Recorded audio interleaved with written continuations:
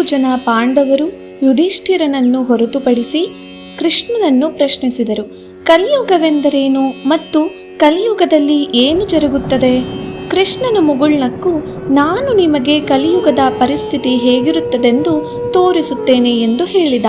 ಶ್ರೀಕೃಷ್ಣನು ಬಿಲ್ಲು ಬಾಣಗಳನ್ನು ತೆಗೆದುಕೊಂಡು 4 ಬಾಣಗಳನ್ನು 4 ದಿಸೆಗಳಿಗೆ ಹೊಡೆದು ಆ 4 ಜನ ಪಾಂಡವರಿಗೆ ಆ ಬಾಣಗಳನ್ನು ತೆಗೆದುಕೊಂಡು ಬರಲು ಹೇಳಿದ.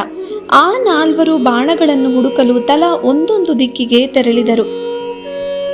ಅರ್ಜುನನು ತನಗೆ ಸಿಕ್ಕ ಬಾಣವನ್ನು ಕೈಗೆತ್ತಿಕೊಳ್ಳುತ್ತಿದ್ದಾಗ ಅವನಿಗೆ ಒಂದು ಮಧುರವಾದ ಸ್ವರವು ಕೇಳಿಸಿತು. ಅವನು ತಿರುಗಿ ನೋಡಿದಾಗ ಒಂದು ಕೋಗಿಲೆಯು ಸಂಮೋಹನಗೊಳಿಸುವ ಸ್ವರದಲ್ಲಿ ಹಾಡುತ್ತಿತ್ತು. ಅದರೊಂದಿಗೆ ಜೀವಂತವಿದ್ದ ಮತ್ತು ಯಾತನೆಯನ್ನು ಅನುಭವಿಸುತ್ತಿದ್ದ ಒಂದು ಮೊಲದ ಮಾಂಸವನ್ನು ಆ ಕೋಗಿಲೆಯು ಕುಕ್ಕಿ ಕುಕ್ಕಿ ತಿನ್ನುತ್ತಿತ್ತು. ಅಂತಹ ದಿವ್ಯ ಪಕ್ಷಿಯು ಮಾಡುತ್ತಿದ್ದ ಹೇಯವಾದ ಕಾರ್ಯವನ್ನು ನೋಡಿ ಅದನ್ನು ಭರಿಸಲಾಗದೆ ಅರ್ಜುನನು ಜಿಗುಪ್ಸೆಗೊಂಡು ಅಲ್ಲಿಂದ ತಕ್ಷಣವೇ ಹೊರಟು ಹೋದ. ಭೀಮನು 5 ಬಾವಿಗಳಿರುವಂತಹ ಒಂದು ಸ್ಥಳದಿಂದ ಬಾಣವನ್ನು ಎತ್ತಿಕೊಂಡ. 4 ಬಾವಿಗಳು ಒಂದು ಬಾವಿಯ ಸುತ್ತಲೂ ಇದ್ದವು. ಆ 4 ಬಾವಿಗಳು ಸಿಹಿಯಾದ ನೀರಿನಿಂದ ತುಂಬಿ ತುಳುಕುತ್ತಾ ತಮ್ಮಲ್ಲಿರುವ ನೀರನ್ನು ಹಿಡಿದಿಟ್ಟುಕೊಳ್ಳಲಾಗದೆ ಉಕ್ಕಿ ಹರಿಯುತ್ತಿದ್ದವು. ಆದರೆ ಆಶ್ಚರ್ಯಕರವಾಗಿ ಮಧ್ಯದಲ್ಲಿರುವ ಬಾವಿಯು ಸಂಪೂರ್ಣವಾಗಿ ಬರಿದಾಗಿತ್ತು. ಭೀಮನೂ ಸಹ ಆ ದೃಶ್ಯವನ್ನು ನೋಡಿ ಸೋಜಿಗಗೊಂಡ. ನಕುಲನು ಸಹ ತನಗೆ ಸಿಕ್ಕ ಬಾಣವನ್ನು ಎತ್ತಿಕೊಂಡು ಹಿಂದಿರುಗಿ ಬರುತ್ತಿದ್ದ. ಒಂದು ಸ್ಥಳದಲ್ಲಿ ಹಸುವೊಂದು ಕರುವಿಗೆ ಜನ್ಮ ನೀಡುತ್ತಿದ್ದ ಸ್ಥಳದಲ್ಲಿ ನಿಂತುಕೊಂಡ. ಕರು ಹಾಕಿದ ತಕ್ಷಣ ಆ ಹಸುವು ತನ್ನ ಕಂದನ ಮೈಯನ್ನು ನೆಕ್ಕತೊಡಗಿತು. ಹಾಗೆ ನೆಕ್ಕುವ ಮೂಲಕ ಕರುವಿನ ಶರೀರವು ಸ್ವಚ್ಛಗೊಂಡ ಬಳಿಕವೂ ಹಸುವು ಕರುವನ್ನು ನೆಕ್ಕುವುದನ್ನು ಮುಂದುವರಿಸಿತು. ಅದರಿಂದಾಗಿ ಆ ಕರುವಿನ ಚರ್ಮ ಕಿತ್ತು ಹೋಗುವಂತಾಯಿತು. ಆದರೂ ಸಹ ಆ ತಾಯಿ ಹಸು ಕರುವನ್ನು ನೆಕ್ಕುವುದನ್ನು ಬಿಡಲಿಲ್ಲ.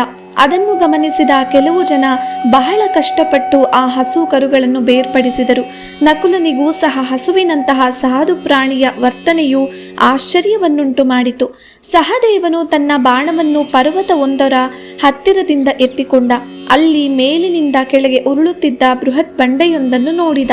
ಉರುಳುತ್ತಿದ್ದ ಆ ಹೆಬ್ಬಂಡೆಯು ತನ್ನ ಅಡಿಗೆ ಸಿಕ್ಕ ದೊಡ್ಡ ದೊಡ್ಡ ಬಂಡೆಗಳನ್ನು ಸಹ ಪುಡಿ ಪುಡಿ ಮಾಡುತ್ತಾ ಬೃಹದಾಕಾರದ ಮರಗಳನ್ನು ನೆಲಕ್ಕೆ ಒರಗುವಂತೆ ಮಾಡುತ್ತಿತ್ತು. ಅಂತಹ ಬಂಡೆಯು ಒಂದು ಚಿಕ್ಕ ಗಿಡವು ಅಡ್ಡ ಬಂದುದರಿಂದ ನಿಂತುಕೊಂಡಿತು. ಸಹಜವಾಗಿಯೇ ಸಹದೇವನೂ ಸಹ ಈ ಸೋಜಿಗವನ್ನು ನೋಡಿ ಅಚ್ಚರಿಗೊಂಡ. ಎಲ್ಲ ಪಾಂಡವರು ತಾವು ಕಂಡ ಸಂಗತಿಗಳ ಕುರಿತು ಕೃಷ್ಣನಿಗೆ ಹೇಳಿ ಅವನಿಂದ ವಿವರಣೆಯನ್ನು ಬಯಸಿದರು. ಕೃಷ್ಣನು ನಸುನಕ್ಕು ಅವುಗಳನ್ನು ವಿವರಿಸತೊಡಗಿದ. ಕಲಿಯುಗದಲ್ಲಿ ಪುರೋಹಿತರು ಬಹಳ ಮಧುರವಾದ ಧ್ವನಿಯನ್ನು ಹೊಂದಿರುತ್ತಾರೆ ಮತ್ತು ಬಹಳ ಉನ್ನತವಾದ ಜ್ಞಾನವನ್ನು ಹೊಂದಿರುತ್ತಾರೆ.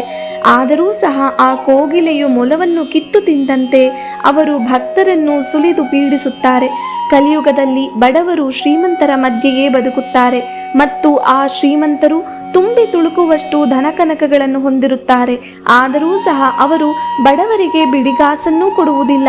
ಆ ತುಂಬಿ ಹರಿಯುತ್ತಿದ್ದ 4 ಬಾವಿಗಳಂತೆ ಬರಿದಾದ ಬಾವಿಗೆ ಅವರು ನೀರುಣಿಸುವುದಿಲ್ಲ. ಕಲಿಯುಗದಲ್ಲಿ ತಾಯಿ ತಂದೆಯರು ತಮ್ಮ ಮಕ್ಕಳನ್ನು ಎಷ್ಟು ಪ್ರೀತಿಸುತ್ತಾರೆಂದರೆ ಅವರ ಮಮಕಾರವು ಮಕ್ಕಳನ್ನು ಹಾಳು ಮಾಡುವುದಷ್ಟೇ ಅಲ್ಲ, ಅವರ ಜೀವನವನ್ನೂ ನಾಶ ಮಾಡುತ್ತದೆ. ಆ ಆಕಳು ತನ್ನ ಕರುವಿನ ಮೇಲೆ ತೋರಿಸಿದ ಮಮತೆಯಂತೆ.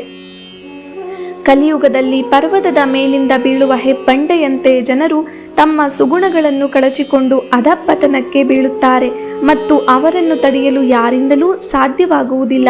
ಆದರೆ ಅಂತಿಮವಾಗಿ ಭಗವನ್ನಾಮ ಸ್ಮರಣೆ ಮಾತ್ರ ಅವರನ್ನು ಆ ಪುಟ್ಟ ಗಿಡದಂತೆ ಕೆಳಗೆ ಜಾರದಂತೆ ಹಿಡಿದು ರಕ್ಷಿಸುತ್ತದೆ. ಶ್ರೀಕೃಷ್ಣ ಅರ್ಪಣಮಸ್ತು.